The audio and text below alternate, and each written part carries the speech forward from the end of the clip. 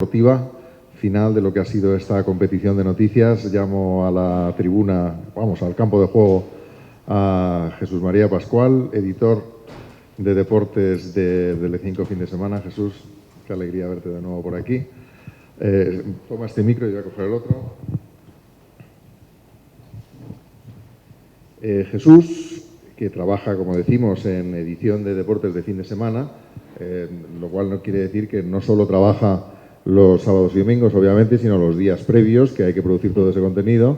Y como le sobraban todavía pues un par de días en semana sin hacer nada, pues es también licenciado en Historia y está ahora mismo cursando el doctorado en Historia Contemporánea, lo cual es verdaderamente habla mucho de la locura. De la locura y pero en fin, de la ambición intelectual de Jesús. Jesús, te habíamos pedido esta crónica deportiva, pero también queríamos hacerte una pregunta antes, ¿no? News Competition. ¿Qué tiene que tener una noticia producida por una marca para tener mayores oportunidades de ganar la competición por la atención de los medios? A ver, tiene que tener varias circunstancias favorables a ella. Que no haya nada o que no haya nada más importante esa semana. Decía alguien de los ponentes que la semana de Navidad era buena semana para hablar del Rally París-Dakar, y es verdad. Es una buena semana porque no hay liga, hay descanso, entonces tenemos más tiempo para hablar de otras cosas. Tiene que tener un contenido atractivo, y también se ha puesto aquí el ejemplo de lo que hace Red Bull, de la competición que hace con los saltos de los deportistas en lugares paradisíacos. Hemos visto el Guggenheim, también hay un río en el Amazonas, y eso casi siempre sale en la tele. Yo al menos casi siempre pongo esa imagen porque me parece espectacular. A pesar de que no es un deporte que todo el mundo practique, no es un deporte de masas, pero sale en la tele porque es una imagen pues espectacular que yo creo que todo el mundo que lo ve se queda mirando. Y también tiene que tener, pues si no cumple estas circunstancias, que el deportista que salga pues sea una estrella. Si hace algo Cristiano Ronaldo va a salir seguro. Si hace algo Rafa Nadal va a salir seguro. Si hace un anuncio o un contenido producido por alguna agencia de comunicación, Carolina Marín, pues a lo mejor no sale, porque no es una estrella mundial, aunque debería serlo. En el estudio presentado por Carlos y por Guillermo, efectivamente veíamos que el deportista persona ocupa un lugar importante frente al evento, frente a la competición. Yo creo que esto va más, porque verdaderamente en la comunicación en redes sociales nos gusta ver personas, nos gusta, y sobre todo cuando son personas con la capacidad de comunicación y con el poder de convicción y de traslación de un mensaje de esfuerzo, como pueda ser, por ejemplo, pues Rafa Nadal, ¿no? Bueno, pues gracias por esta respuesta. Evidentemente la competición es no solo por la atención, sino por el tiempo, ¿no? Como decías, sí. Tiene que pasar que no haya otra cosa, ¿no? Que no haya más cosas importantes, ¿no? Sí, lamentablemente, deporte tenemos 5 o 6 minutos, depende también de la actualidad que haya, y lamentablemente también nos regimos en las televisiones privadas por criterios comerciales, por criterios de audiencia, y la audiencia quiere hablar de fútbol, o quiere que hablemos de fútbol, del Madrid, del Barça, y cuando es otra información al margen de esto, pues necesita tener muchas capacidades, muchos atractivos para encontrar un hueco. Yo pienso que para que una noticia sea atractiva para un editor de noticias de un gran medio, como Telecinco, como Mediaset en este caso, lo primero que tiene que hacer es ponerse de vuestra parte, ¿no? Es decir, ofrecer un contenido que a vosotros os resulte ganador en vuestra propia competición por el share, ¿no? Sí, ahora las empresas tienen una ventaja que no tenían hace 15 años, y es la crisis. La crisis económica lo que ha hecho es que también se recorten muchos gastos en las empresas de comunicación. Yo voy a poner un ejemplo que es, además, yo creo que básico en lo que está pasando, ¿no?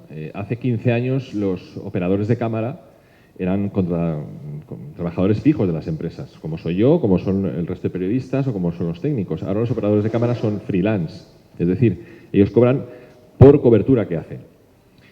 Hace 15 años daba igual que un operador de cámara hiciera 4 coberturas porque iba a cobrar lo mismo, no iba a suponer un gasto extra para la empresa. Ahora cada cobertura pues supone un gasto, entonces ahora lo que se intenta es que hagan las menos coberturas posibles, sobre todo los compañeros de producción, para que los resultados sean mejores. Entonces, en ese mundo que hay ahora, todo contenido que llega producido, que lo único que tienes que hacer es editarlo, pues es más fácil que tenga su hueco. Antes, pues era más complicado porque ya dependía un poco más de tu criterio de decir, yo quiero hacer un reportaje de esto. ¿Y por qué no de esto? Pues no sé, porque me apetece esto. Ahora te llega cerrado, es menos trabajo, es menos dinero. Sí, esto es un poquito ya un componente de sociología económica del triunfo del contenido. Me recuerda lo que comentas a lo que ocurre con las corresponsalías, es decir, también con la crisis cada vez más corresponsalías están ocupadas por freelance y estos a su vez venden la noticia a su central, es decir, ganan dinero, o sea, ganan el día que tienen una noticia lo suficientemente potente como para que la central la compre. Pero si ese día no colocan una noticia en la central, en Moscú, en Nueva York o en París, ese día no cobran, ¿no? Es decir, también sería un reto hacer un análisis más en profundidad de cómo la crisis y cómo las circunstancias económicas de los medios influyen también en esta gran aventura y en esta gran competición por las noticias. Jesús, sin más, te dejo hacer la crónica deportiva, resumen del evento. Adelante, maestro. Bueno, una crónica deportiva complicada, Alberto. En fin, bueno, voy a intentar mezclar la crónica deportiva con algún aspecto más de lo que yo pienso de lo que es el marketing deportivo y de lo que es la comunicación a nivel empresarial que tenga que ver con el deporte. Hay que decir primero que yo he aprendido mucho de marketing y de comunicación no periodística en esta hora y media. Como decía Alberto, yo hace muchos años que estudié periodismo y de esto en la carrera no se explicó absolutamente nada y en mi carrera reciente tampoco, evidentemente. Pero sí voy a hacer una crítica. Sé que no es culpa de los que han intervenido, ni mucho menos, pero yo creo que en español, en castellano, hay palabras suficientes para definir todos los términos que habéis definido en inglés. Es cierto que es el lenguaje del marketing o de la mercadotecnia. Voy a empezar yo a dar ejemplo, pero hombre, yo creo que el castellano es muy rico para expresarse en él y no tener que emplear términos ingleses a pesar de la presencia de Tom. Bueno, antes con la exposición de Ricard, alguien ha preguntado, no sé qué es, no sé quién ha sido, qué es lo que se considera publicidad y qué es lo que no se considera publicidad en una noticia deportiva. Hemos visto la imagen de, creo que era Laia Sanz conduciendo un SEAT y se veía perfectamente la marca SEAT. Yo voy a poner dos ejemplos que me sucedieron ayer mismo, porque ayer tuve que trabajar y me sucedieron ayer dos cosas que yo creo que demuestran o que pueden demostrar lo que es publicidad que no se puede hacer. En Mediaset hay un departamento de publicidad muy importante, es lo más importante porque sin él no viviríamos ninguno de los que trabajamos allí, que está muy atento a lo que hacemos en los informativos. Es decir, si metemos algo que consideran ellos publicidad que no ha pasado por caja, pues hay una llamadita por teléfono porque diciendo, oye, esto no se puede hacer. La gente que quiere hacer publicidad tiene que pagar por la publicidad. Ayer me sucedió, pues, dos cosas, o sea, una cosa que en dos vídeos diferentes que yo creo que dan el ejemplo perfecto de lo que es publicidad o lo que no es. O lo que se puede meter siendo publicidad sin que te echen la bronca. Era una entrevista de Roberto Carlos a Lucas Vázquez, era una entrevista antes de la final de la Champions del próximo sábado. Estaba muy bien, el contenido era muy bueno porque Roberto Carlos explicaba a él sus recuerdos, las finales que había ganado con el Madrid, el pase que dio a Zidane en la volea de Glasgow. Y bueno, y Lucas Vázquez pues hablaba de su experiencia, de lo que quiere él vivir el próximo sábado. ¿Qué pasaba? Que en la pantalla estaba a un lado Roberto Carlos, al otro lado Lucas Vázquez, y aquí había una mosca enorme de Mau. ¿Qué pasó? Se emitió, pero se quitó la mosca. Yo no puedo meter una mosca de Mau en un informativo. Yo puedo meter todos las botellines de Mau, que de hecho había, detrás de los protagonistas. Sin embargo, sin ir más lejos, en las ruedas de prensa de los equipos de fútbol, de los partidos de fútbol de la Liga, hay un cartel lleno de marcas, y eso entra sin problemas. Eso no es publicidad. Lo que sí es publicidad es poner un logotipo de Mau. Me pasó también con Iker Casillas. Ayer llegó una entrevista de unos niños a Iker Casillas que le preguntaban si creía que iba a ser titular en la Eurocopa o no. Y bueno, pues también estaba bonito el contenido porque eran los niños, era Casillas. ¿Qué pasaba? Mosca de Pelayo, aquí, a la izquierda. ¿Se emitió? Sí, se emitió. Sí, la mosca de Pelayo. Entonces, eso es la diferencia. Se puede hacer publicidad, pero sin parecer que es publicidad. Si hay por detrás de la imagen botellines de Mau o carteles de Pelayo, no hay problema. Si hay una mosca de Pelayo o de Mau, sí hay un problema. Me ha gustado mucho la intervención de Antonio Lacasa.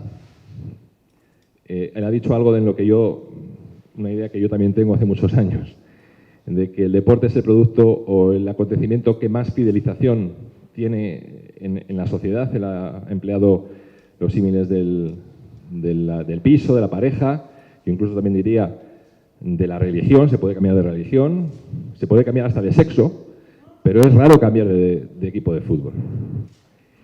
Pero yo creo que eso contradice un poco la visión que tiene Antonio y que tiene mucha gente de que el deporte en España debería evolucionar a ser más un espectáculo que una competición deportiva. Él ha dado el dato que es para mí estremecedor, de que el 99% de aficionados de la NBA no han ido nunca a un partido de la NBA y que en Estados Unidos el deporte se ve como un espectáculo, no como una competición. Y que ganar o perder no debe ser lo más importante, que es divertirse. Yo no estoy de acuerdo. No estoy de acuerdo. Preguntad a los aficionados que van a ir el sábado a Milán, sobre todo los del Atlético de Madrid, que llevan esperando ganar una Copa de Europa toda la vida. Preguntadles los que fueron a Lisboa. Los que fueron a Lisboa, el Atlético de Madrid jugó horrible el partido. Y no ganó pues porque en el minuto 93 Ramos empató el partido y luego remontó el Madrid. Y además, yo creo que si quitamos el componente de ganar o perder, al menos por nuestra parte, por la parte periodística, perderíamos mucho. No habría tantas polémicas, no habría tantos enfrentamientos fuera del fútbol que dan mucho que hablar. Un partido de fútbol como el del próximo sábado no dura ese día, dura 1 o 2 semanas antes y dura 1 o 2 semanas después. Un concierto de Bruce Springsteen es es mucho más espectacular que un partido de fútbol, como espectáculo. Hay pantallas gigantes, se ve perfectamente la actuación del cantante, aunque estés muy lejos. En el fútbol, si estás muy lejos y no tienes una pantalla de televisión, no vas a ver las cosas bien. Pero el concierto de Bruce Springsteen se habla el día del concierto y ya se acabó, ha pasado a la historia. Un partido de fútbol se sigue recordando. ¿Cuántas veces habéis visto el gol de Ramos esta semana? ¿Cuántas veces hemos visto el gol de Iniesta? Millones de ellas. Y eso es lo que queda. España jugó muy bien el Mundial de Sudáfrica, pero si Iniesta no marca el gol y no gana España, habría sido una sensación completamente distinta. El deporte es un espectáculo, pero el deporte es una competición. Hay que ganar. Solo se recuerda al que gana, desde mi punto de vista. Y decir de The Newsmarket, voy a acabar con vuestro estudio, decir de The Newsmarket que, como decía antes Alberto, The Newsmarket me manda a mí correos muchos para ofrecerme contenidos. Que, como decía antes, es muy útil para los medios de comunicación tener esa facilidad de acceder a los contenidos deportivos. Y él ha puesto un ejemplo de los Juegos Olímpicos y quería contar una anécdota personal. Yo he hecho 3 Juegos Olímpicos. Yo estuve en Sydney en el 2000, estuve en Atenas en el 2004 y estuve en Londres en el 2012.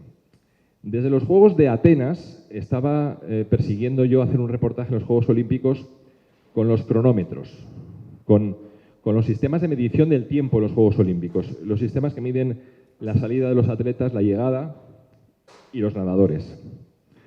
Le planteé esta idea al cronometrador oficial de los Juegos Olímpicos, que es Omega. Omega estaba encantado. Así, pues vamos a hacer un reportaje, claro, por supuesto. Va a salir Omega en todos los lados. Va a salir Omega en la noticia de Telecinco, en toda la noticia va a salir Omega, gratis. Y no va a aparecer publicidad, va a aparecer una información que es lo que era. Omega, pues encantado, me pone todos los medios. Hay un problema. ¿Qué problema hay? Que los Juegos Olímpicos tienen derechos de televisión, que los Juegos Olímpicos son un negocio, que los Juegos Olímpicos tiene vendido sus derechos de emisión a una televisión concreta, en este caso Televisión Española. Pero no solamente tiene vendido la retransmisión de los eventos por las cuales la Televisión Española cobra un dinero a las televisiones privadas que queremos emitir sus resúmenes, sino que no podemos entrar a nada, no podemos grabar dentro nada, no podemos ir al sistema de cronometraje del Estadio Olímpico a ver cómo llega la información que recogen los medidores en el tartán de la pista a la central donde se reciben los datos, ni en la piscina olímpica, ni nada. Es decir, es un reportaje que al final sí pude hacer, pero lo pude hacer no como yo quería hacerlo, que era en el tartán del estadio, en la piscina olímpica, sino en una sala que tenía Omega en Londres, en la que pues me enseñaba un poco, se veía un poco cómo funcionaba, pero claro, no era lo mismo. Es decir, que muchas veces también luchamos contra eso, contra la venta de derechos deportivos que son más, que exceden lo que deberían ser, que es la retransmisión de los eventos. Y querría acabar con el estudio que han hecho de patrocinio, Carlos y Guillermo. Quiero decir que es un estudio muy interesante y además empleando el método científico como que ha quedado demostrado. Pero hay una cosa que no me ha gustado, no del estudio, sino del resultado, que me parece un poco descorazonador.